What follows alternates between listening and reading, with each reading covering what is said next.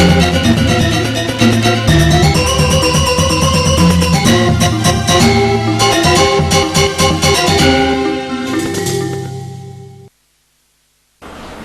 Swastiastu pemirsa Bali TV, kembali saya Winata menjumpai Anda kali ini dalam Bali Post Talk, dan untuk edisi hari ini saya akan mewawancarai Bapak I Gusti Ketut Widana. Beliau adalah akademisi, dosen di Unhi, cukup intens juga mengamati bagaimana perkembangan keumatan. Nah, kali ini kita akan mengangkat topik tentang pencabutan pengayoman perkumpulan ISKCON dari PHDI. Nah, ini merupakan klimaks, ya kita katakanlah begitu, dari tuntutan-tuntutan yang cukup riuh rendah selama ini, pro dan kontra berkaitan dengan keberadaan sampradaya non-dresta Hindu. Nah, sudah diambil keputusan, pengayomannya dicabut. Nah, bagaimana pandangan akademis tentang keputusan ini? Kita langsung sapa narasumber kita. Om Swastiastu, Bapak Gusti. Om Swastiastu. Menepi kata sehat-sehat.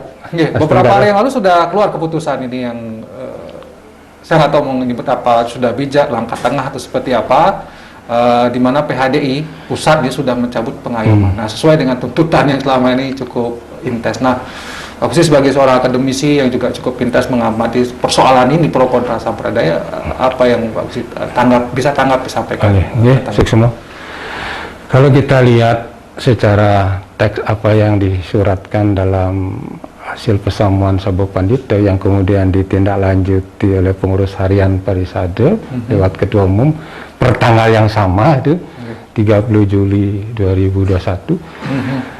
Akhirnya memang apa yang selama ini menjadi kontra terhadap keberadaan sampradaya non-dresta Bali akhirnya mencapai klimak. Tapi tentu anti klimaknya kita tunggu masa yang akan datang. Tetap ya masih. Tetap akan kita tunggu.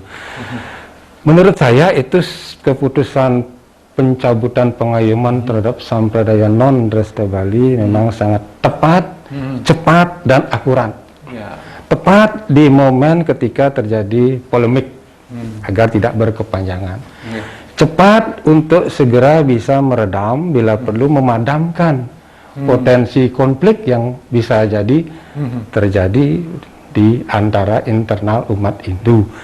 Akurat, dasar landasannya, saya melihatnya bahwa dari konstruksi kerangka agama Hindu Tattva Susila Acara. Dari Tattva misalnya, di Tattva antara lain kita bicara tentang teologi. Nah, dari sisi teologi di sinilah sebenarnya alat untuk mencabut tersebut. Mengapa? Kita ketahui dalam ajaran Siwa Tattva kita mengenal konsep Tuhan yang impersonal, God atau Nirguna Brahman, dan personal God, Saguna Brahman.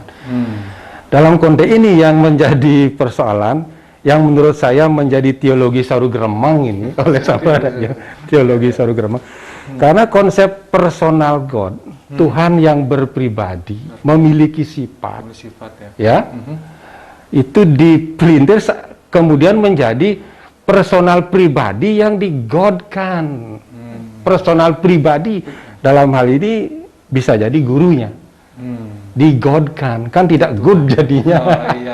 Ini yang menjadi titik tolak, titik penekanan mengapa kemudian secara teologis mereka betul-betul saya katakan bukan Hindu. Bukan Hindu? Ya, bukan Hindu. Karena konsep Hindu di Pancasrada dengan teks-teks sumber pada Weda menjelaskan bahwa agama Hindu itu memiliki konsep keyakinan terhadap Tuhan yang mendua, impersonal nirguna atau acintya, tidak tergambarkan.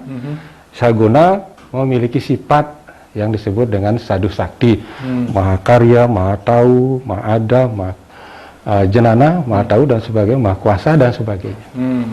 Nah, dalam konsep inilah sebenarnya yang perlu disampaikan bahwa teologi mereka menjadi titik kelemahan mendasar yang dicoba untuk membuat sistem atau konsep keyakinan Hindu pada umumnya, apalagi di Bali, menjadi Sarugremang gitu. Sehingga pribadi-pribadi personal atau personality itulah kemudian digodkan, seolah-olah dijadikan Tuhan, lalu disembah dengan berbagai cara yang tidak lazim dilakukan oleh umat Hindu di Bali. Itu dari segi tattva.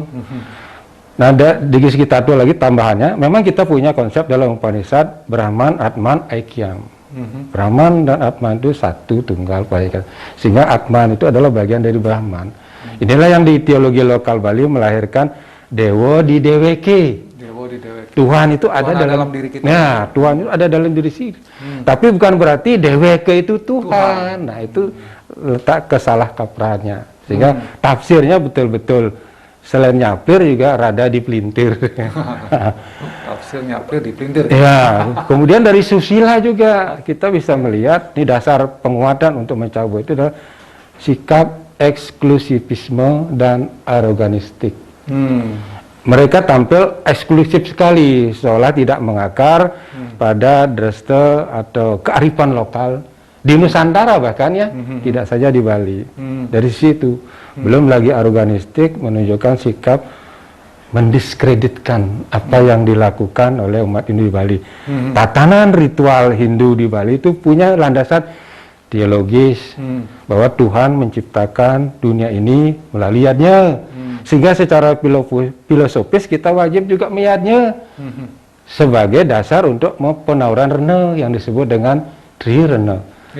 Antara lain mereka dalam Pitra Rena yang melahirkan Pitra Yadnya ditolak pemujaan kepada leluhur bukan sebagai sesuatu yang penting bagi mereka. Sementara bagi Hindu di Ramayana 1 sudah disebutkan, jadi selain memuja dewa kita lihat Dharma Lupeng Pitra Puja, tidak bisa melupakan pemujaan terhadap leluhur gitu. Itu dari susila, dari acara lagi. Ritualistik memang simbolik sebagai bentuk ekspresif. Tapi simbol-simbol yang diekspresikan oleh umat Hindu di Bali, Desa Bali, bahkan Nusantara, itu sudah mempunyai agemannya, pegangannya. Bantan misalnya, itu memang simbol. Tapi bukan berarti Bantan itu kemudian diputar balik menjadi semacam simbol dalam bentuk hanya gambar atau kata-kata. Misalnya mencaru ayam, cukup gambar ayam, disebutkan di situ ini caru ayam. Itu kan suatu kefatalan bagi saya, bagi sekelompok pengikut kepercayaan yang mengarah ke spiritual, justru bermain di tatanan ritual yang betul-betul jadi spiritual ya. Spiritual ya. Kual itu nakal gitu. Nakal jadinya, mendiskreditkan hal-hal yang sakral bagi umat Hindu di Bali. Jadi ini keputusan yang sudah tepat, akurat gitu ya, sesuai dengan tatwa dan segala macam.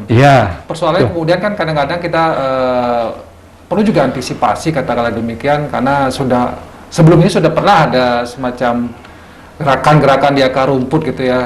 Baru keluar SKB saya sudah asram orang ditutup dan segala macam. Ini kan agak bertentangan sedikit dengan kebebasan kata yang selama ini. Nah, bagaimana mungkin sebagai akademisi Pak Gusti memandang what next, apa yang harus dilakukan oleh PHDI agar tidak terjadi di akar rumput ini konflik-konflik lagi. Nah, apa ini yang harus dilakukan? Setidaknya yang bisa kita amati bahwa semacam gejolak kemudian mengarah pada gerakan yang berkembang di masyarakat itu karena umumnya umat Hindu adalah penganut sampradaya juga sebenarnya Siwa Siddhanta dan mayoritas dan itu mayoritas menolak sehingga bagi saya dalam pandangan saya ini adalah sebuah jalan yang terbaik karena kalau ini dibiarkan terus namanya saja gerakan yang mayoritas tentu akan pecah menjadi suatu konflik terbuka.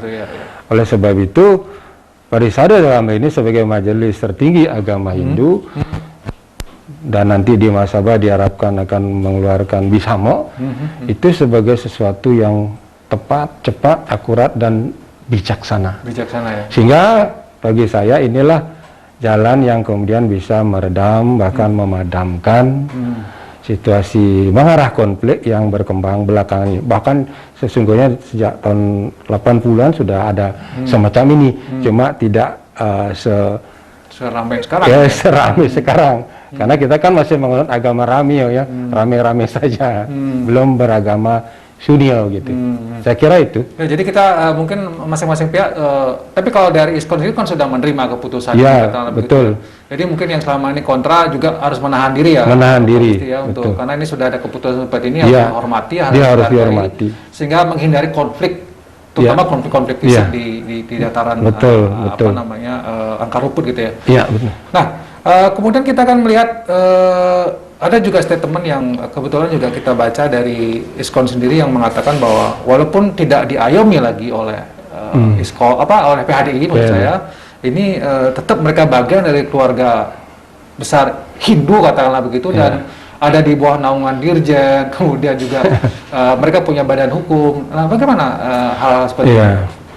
Meskipun ada nanti semacam Bisama yang secara sah dan mutlak mencabut pengayoman terhadap Sampradaya dalam hal ini HK, tentu label Hindu tidak akan bisa hilang, karena mereka sejatinya adalah memang Hindu, cuma Hindu yang berbeda, bahkan kontroversial dengan Hindu Nusantara. Karena PHD itu kan mengayomi umat Hindu Nusantara, Indonesia, yang agam pegangannya dalam beragama itu sudah memiliki pakem-pakem tersendiri.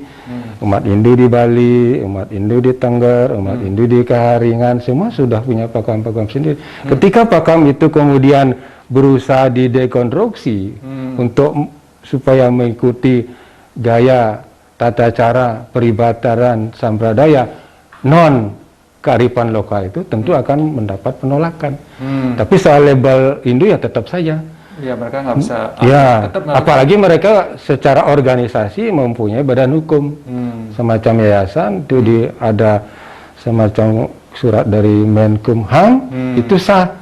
Tapi sebagai bagian dari lembaga keagamaan yang diakui secara formal di lembaga majelis tertinggi Parisade, dan mudah-mudahan juga di Dirjen Kemenag, di Mas Hindu juga bisa melalui dasar keputusan ini dari Parisade ini bisa menindaklanjuti, sehingga ada satu kesatuan pandangan, pendapat dan tindakan terhadap keberadaan Sampradaya yang non kearifan lokal tersebut. Saya kira itu. Jadi mesti harus ada tindak lanjut lagi ya dari keputusan dari PHD ini, ada Mahasabe. Mungkin dari hasil Mahasabe ini ada keluar Bisama ya. Bisama ini mungkin harus juga ditindaklanjuti oleh Dirjen. Dirjen Hindu. Oke. Prosesnya masih panjang ya. Masih panjang. Baik. Masih panjang. Ya mungkin karena waktu ini ya, ternyata pendek sekali waktu kita bicara tentang hal yang seperti ini, menarik. Mungkin Pak Gusti sebagai seorang akademisi ya tidak akan pernah lelah mungkin menyampaikan apa yang mesti kita lakukan sebagai umat dalam kondisi seperti sekarang ini ya, konflik yang mungkin ya oke lah sudah dikeluarkan keputusan mencabut secara bersama-sama, apa yang mungkin bisa Pak Gusti sampaikan sebagai pesan dan harapan untuk kita kedamaian bersama di kondisi. Pada hakikatnya beragama itu adalah mencari kedamaian, menikmati kedamaian, santi. Ya, damai di dunia, damai di hati, damai selamanya. Apalagi ketika kita bicara tentang spiritual. Hakikat spiritual adalah pencerahan jiwa. Sehingga titik tolak kegiatan apapun itu mengarah kepada pencapaian kesadaran sang Atman. Atutur ikang atma rijatinya. Mencari hakikat kesadaran Atman itu sendiri untuk nantinya bisa bersatu kembali kepada Sang Brahman sebagai sumber dari segala sumber kehidupan. Oleh sebab itu, apapun labelnya, termasuk agama-agama resmi, termasuk Sampradaya atau aliran kerohanian dan sebagainya, mari kita konsisten, berkomitmen. Jika memang ingin melangkah ke arah spiritual, maka segala hal yang masih beraroma duniawi dalam bentuk misalnya sikap permusuhan satu sama lain, itu sudah salahnya ditanggalkan. Untuk apa? Untuk mencapai tujuan akhir itu santi. Baik. Saya kira itu. Baik, terima kasih Pak Gusti atas waktunya dan statement-statementnya yang tentu kita harapkan ini bisa menyejukkan kondisi ya, dan memang kita sudah katakanlah ini sudah mencapai titik limit, tapi memang ada keputusan-keputusan lain yang harus kita tunggu, ada Mahasabe PHDI, kemudian bagaimana tindak lanjutnya. Saya tertarik dengan bagaimana agama sebenarnya untuk mewujudkan kedamaian ya, Pak Gusti ya, santi damai. Apapun perjuangan kita atas kebaikan tentu harus juga didasari dengan niatan untuk mewujudkan apa yang disebut dengan kedamaian. Demikian Bali Post Talk kali ini, saya ucapkan terima kasih atas perhatian Anda. Saya tutup dengan Om Santi. Om Santi. Om Santi. Terima kasih, sampai jumpa.